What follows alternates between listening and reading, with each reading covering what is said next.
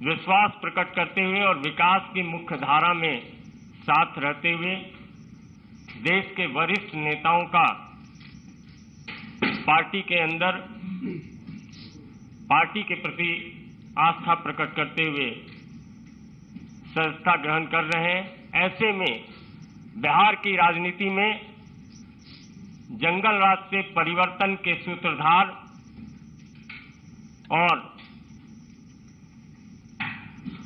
पूर्व भारतीय प्रशासनिक सेवा के वरिष्ठ अधिकारी, पूर्व केंद्रीय मंत्री और सबसे विशेष बात जनता दल यू के पूर्व राष्ट्रीय अध्यक्ष माननीय रामचंद्र प्रसाद सिंह जी को माननीय धर्मेंद्र प्रधान जी से आग्रह होगा आज पार्टी की विधिवत सदस्यता ग्रहण करें।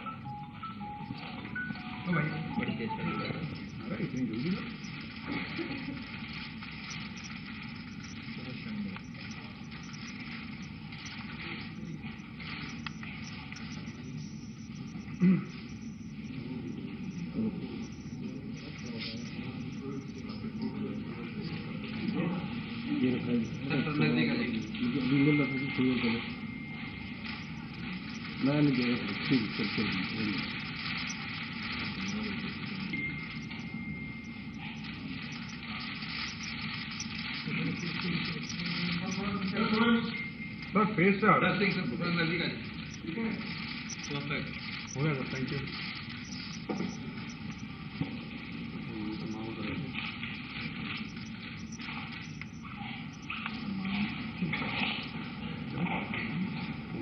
मेरा विनम्र निवेदन है माननीय धर्मेंद्र प्रधान जी से कि आप संबोधित करें। माननीय धर्मेंद्र जी।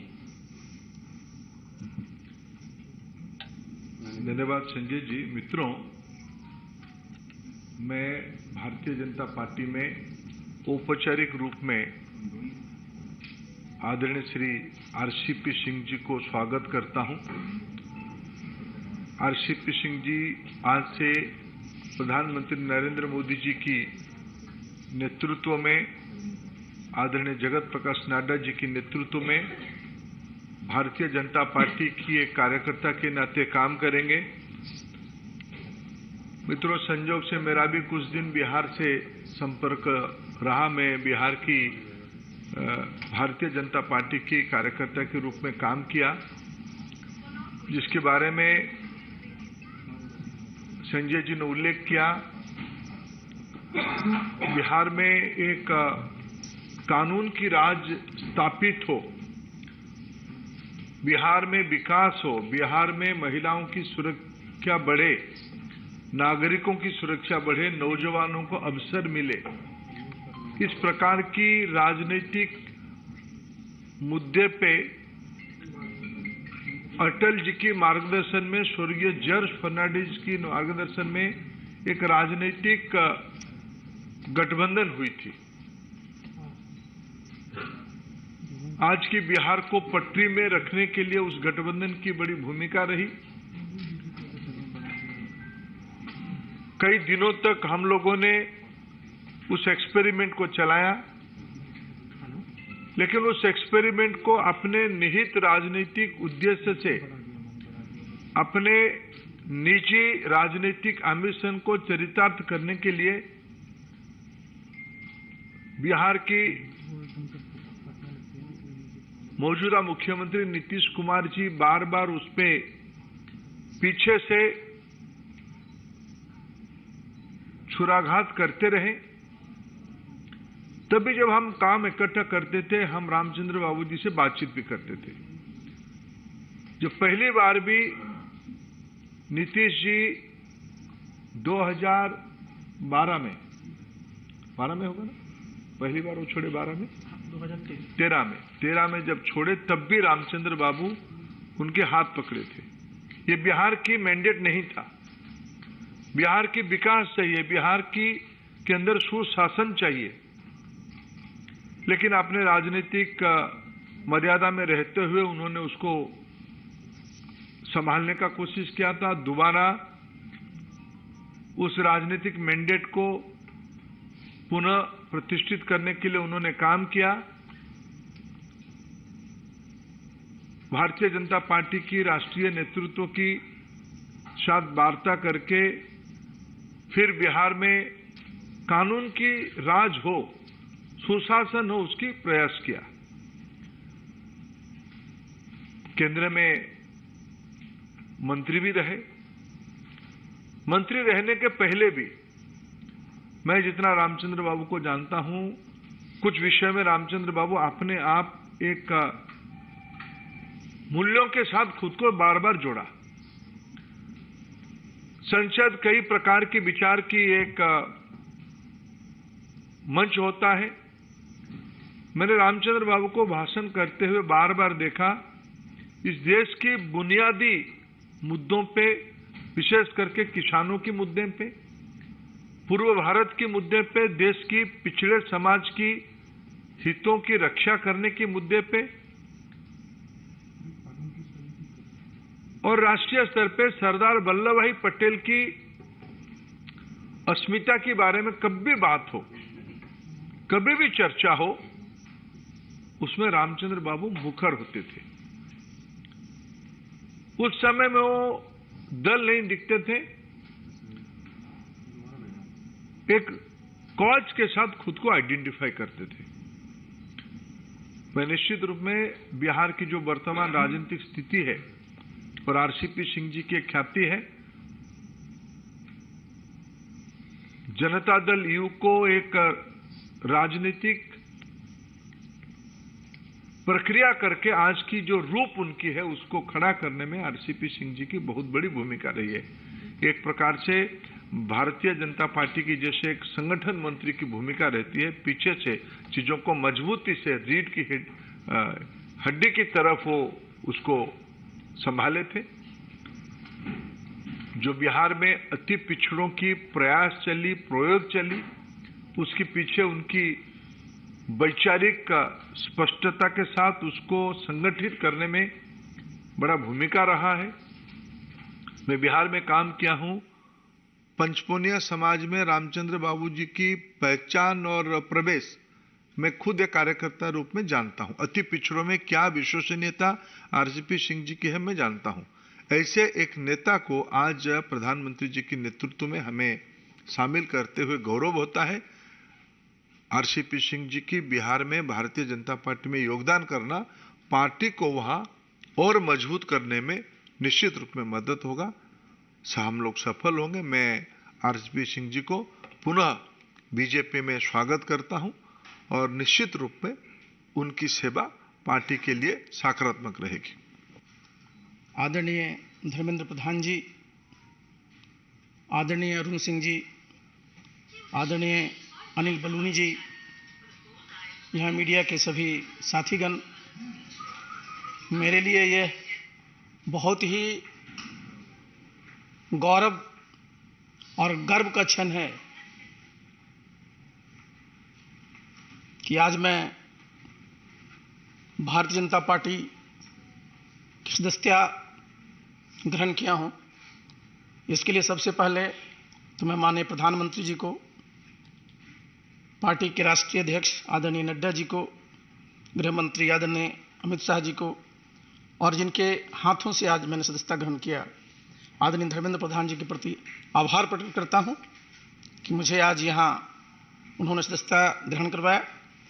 और मैंने इसलिए अपना बताया कि गौरव की बात है कि आज आप देखिए, विश्व की सबसे बड़ी आबादी का देश भारतवर्ष है, सबसे बड़ा लोकतंत्र भारतवर्ष है और इस भारतवर्ष में सबसे बड़ी जो पॉलिटिकल पार्टी है, जो राजनीतिक दल है, वो भारतीय जनता दल है, भारतीय जनता पार्टी है। और इसकी सदस्यता ग्रहण करने में सचमुच अपने आप में एक गौरव महसूस होता है। और जितनी बात कह रहे थे अभी धर्मेंद्र जी, अभी मैं सुन रहा था, रोज मैं सुनता रहता हूं, आज भी आप सुनते रहते हैं, जो हमारे पहले नेता थे वो क्या बोलते हैं कि देश में कोई काम नहीं हो रहा। हमने कई बार उनको आईना दिखाने की कोशिश की कि अगर कोई काम नहीं हो रहा है तो नीतीश बाबू ये बताएं कि आज भारतवर्ष दुनिया में 5वीं सबसे बड़ी अर्थव्यवस्था है। ये कैसे हुआ? ऐसे तो नहीं हुआ। आज अभी मैं आया यहां, उसके पहले मैं देखा मुंबई में उनका प्रेस कॉन्फ्रेंस चल रहा है, बड़ी बड़ी बातें कर रहे हैं। गए किस काम के लिए? जरा सोचिए कि देश कहां चला गया और बिहार आज भी कहां है। पहले क्या बात करते थे वो? जब भी उनके पास जाइए कहेंगे मैं बिल्कुल क्राइम के खिलाफ हूं, करप्शन के खिलाफ हूं। उनको सी शब्द से बड़ा प्रेम रहता है, लेकिन सी से चेयर भी होता है। तो कुर्सी के लिए ही आजकल सब काम में लगे। आप बिहार में चले जाइए साहब, बता रहे थे धर्मेंद्र जी कितनी मेहनत की गई थी जब 2005 में सरकार बनी थी एनडीए की, किस प्रकार से वहां कानून का राज स्थापित किया गया था, किस प्रकार से सब व्यवस्था की गई थी। और आज बिहार में जाइए सब तार कतार हो गया। 2005 से भी बुरी स्थिति होगी कैसे नहीं साहब? आप एक मुख्यमंत्री का नाम बता दीजिए पूरे देश में जो 3 दिन में 3 प्रदेश में है। एक दिन उड़ीसा में, दूसरे दिन झारखंड में, तीसरे दिन महाराष्ट्र में। किस काम के लिए है? बिहार की जनता ने उनको मैंडेट दिया था, बिहार को विकसित प्रदेश बनाएंगे, बिहार में जो बेरोजगारी है उसको खत्म करेंगे, बिहार के जो बेरोजगार नौजवान उनको नौकरी देंगे। और आप लगे हुए कहां हैं? कहते हैं साहब मैं तो सबकी एकजुटता कर रहा हूं, विपक्षी एकता कर रहा हूं। नीतीश बाबू, आप बार बार इतिहास की बात करते हैं, इतिहास भूलिए मत। हमेशा जब भी ये लोकसभा का चुनाव आता है, 2019 को याद कर लीजिए, उस समय भी साहब विपक्षी एकता की बात चली थी। 2019 में आप देखिए यूनाइटेड इंडिया करके रैली कितनी बड़ी बड़ी हुई थी। लेकिन आप क्या एकता करिएगा? आपका नेता कौन है? बिना नेता को एकता होता है क्या? नेतृत्व कौन करता है? और इस देश का जरा दुर्भाग्य देखिए साहब, जब 1989 के बाद से देखिए 2004 तक कितने प्रधानमंत्री हुए, कितने वर्षों में देश की स्थिति क्या हो गई? देश का सोना भी बाहर गिरवी रखना पड़ा था। और आज भारत G20 का प्रेसिडेंट है। मैंने जैसे पहले भी कहा 5वीं आर्थिक पावर है, और प्रधानमंत्री जी ने इस देश की एक पहचान दुनिया में दिया है। तो ये गौरव का सबके लिए विषय है। लेकिन किस काम में लगे हुए? बिहार को आगे नहीं ले जाना है, बल्कि जो मैं बार बार कहता हूं कि लोग उनको बोल देते हैं पीएम। तो मैं इस बात को कहा था कि नीतीश बाबू अब पीएम थे, पीएम हैं और पीएम रहिएगा। लेकिन पीएम का मतलब क्या होता है? पी मतलब पलटी, एम मतलब मार। पहचान क्या बनी है? बताइए साहब, कितने बार आपने विश्वासघात किया है? तो ऐसे साहब समाज का और देश का कल्याण नहीं होता है। तो मैंने इन सब चीजों के मद्देनजर मैंने तय किया कि मैं उस पार्टी का मैं राष्ट्रीय अध्यक्ष भी था।